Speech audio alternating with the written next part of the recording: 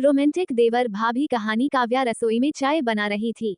शादी को अभी 1 साल ही हुआ था, पर उसके जीवन में खुशियां कम और जिम्मेदारियां ज्यादा आ चुकी थीं। तभी बाहर से आवाज आई, भाभी जरा सुनना। काव्या का दिल हल्का सा धड़क उठा। ये आवाज थी आरव की, उसके पति का छोटा भाई, जो शहर से पढ़ाई पूरी करके अभी अभी घर लौटा था। आरव और काव्या की उम्र में ज्यादा फर्क नहीं था। दोनों की सोच, पसंद, किताबें, सब कुछ जैसे मिलती जुलती थीं। फर्क बस इतना था कि समाज ने उनके बीच एक रिश्ते की दीवार खड़ी कर दी थी। काव्या ने संयम से कहा, हाँ आरव, क्या बात है? आरव ने मुस्कुराते हुए कहा, भाभी, आपकी चाय की खुशबू पूरे घर में फैल गई है, क्या मैं भी पी सकता हूँ? काव्या मुस्कुरा दी, जरूर, बैठो। दोनों आंगन में बैठे। कुछ पल खामोशी रही। फिर आरव बोला, भाभी, आप हमेशा चुप सी क्यों रहती हैं? काव्या ने आसमान की ओर देखा। कुछ रिश्ते बोलने की इजाजत नहीं देते आरव। आरव ने उसकी आंखों में देखा, वहां दर्द भी था, अपनापन भी, और कुछ ऐसा जो शब्दों से परे था। उसी पल दोनों को एहसास हुआ, ये रिश्ता नामहीन है, पर एहसास बेहद गहरे हैं। उस दिन के बाद कुछ बदल गया था, बिना कुछ बदले हुए भी। काव्या अब पहले से ज्यादा चुप रहने लगी थी, और आरव पहले से ज्यादा समझदार। वो जानता था कि कुछ एहसास ऐसे होते हैं जिन्हें छूना नहीं, सिर्फ महसूस किया जाता है। शाम का समय था, छत पर हल्की हवा चल रही थी। काव्या कपड़े समेटने आई थी। तभी पीछे से आरव की आवाज आई, भाभी, मदद कर दूं? काव्या ने पलटकर देखा, हाँ, ये चादर जरा पकड़ लो। दोनों के हाथ एक साथ कपड़े पर पड़े। एक पल के लिए समय जैसे थम गया। काव्या ने तुरंत हाथ पीछे खींच लिया। सॉरी। आरव हल्का सा मुस्कुराया। भाभी, इसमें सॉरी किस बात का? काव्या की आंखें झुक गईं। कभी कभी हम वो महसूस कर लेते हैं जो हमें नहीं करना चाहिए। आरव गंभीर हो गया, और कभी कभी दिल वो महसूस करता है जो गलत नहीं होता, बस मुश्किल होता है। हवा तेज हो गई। काव्या की चोटी खुलकर कंधे पर आ गिरी। आरव ने बिना छुए कहा, भाभी, आप बहुत मजबूत हैं, सबका ध्यान रखती हैं, पर कोई आपका नहीं रखता। ये शब्द काव्या के दिल को छू गए। पहली बार किसी ने उसके दर्द को देखा था। उसकी आंखें भर आईं। आरव, कुछ रिश्ते निभाते निभाते इंसान खुद को भूल जाता है। आरव ने धीमे से कहा, अगर कभी लगे कि आप अकेली हैं, तो समझ लेना कोई है जो बिना किसी उम्मीद के आपकी फिक्र करता है। काव्या ने उसकी तरफ देखा। ना कोई वादा, ना कोई सवाल, बस एक खामोश अपनापन। उसी पल दोनों ने तय कर लिया, इस रिश्ते को नाम नहीं देंगे, पर इसे इज्जत जरूर देंगे। रात गहरी हो चली थी। पूरा घर सो रहा था, लेकिन काव्या की आंखों में नींद नहीं थी। आरव के शब्द बार बार उसके दिल में गूंज रहे थे, कोई है जो बिना किसी उम्मीद के आपकी फिक्र करता है।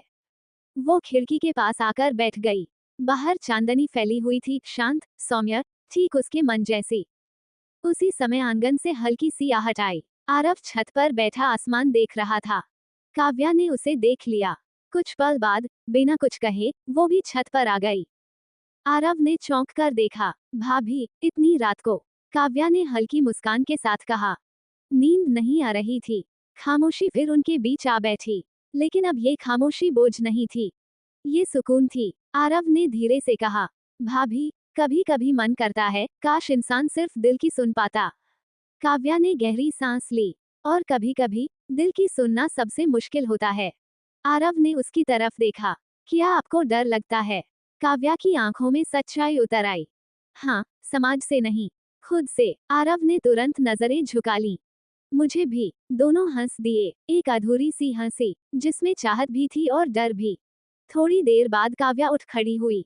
अब चलती हूँ, देर हो रही है।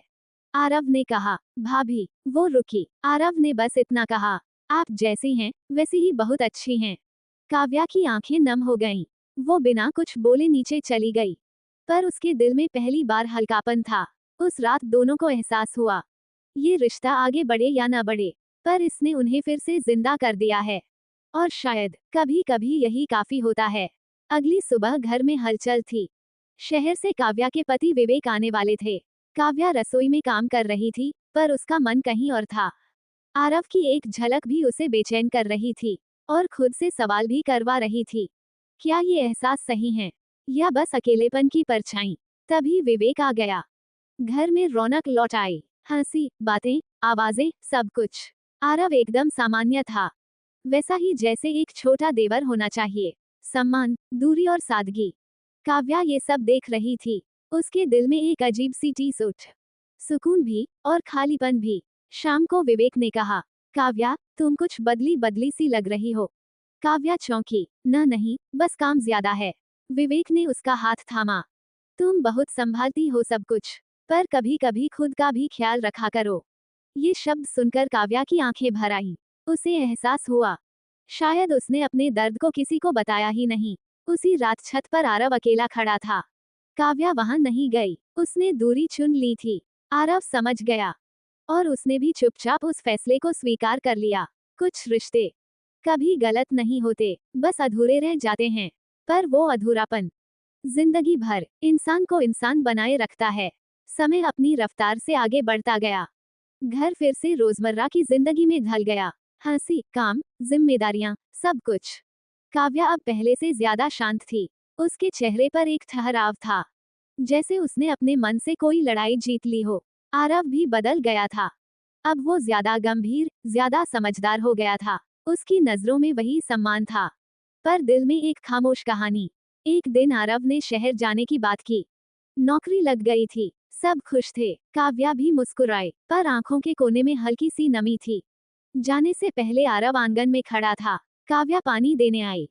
दोनों की नजरें मिली। कोई शब्द नहीं, पर बहुत कुछ कहा गया। आरव ने सिर झुकाकर कहा, भाभी, आपने मुझे सिखाया कि प्यार सिर्फ पाने का नाम नहीं, खुद को रोक लेने का भी नाम है। काव्या की आवाज भर आ गई, और तुमने मुझे याद दिलाया कि मेरा दिल अभी जिंदा है। एक पल को हवा थम गई, फिर आरव मुड़ा और चला गया। काव्या देर तक वहीं खड़ी रही। उसे दुख नहीं था, बस एक मीठी सी कसक थी, क्योंकि कुछ रिश्ते मिलकर पूरे नहीं होते, पर बिछड़कर जिंदगी भर साथ रहते हैं। और यही था उनका अनकहा रिश्ता।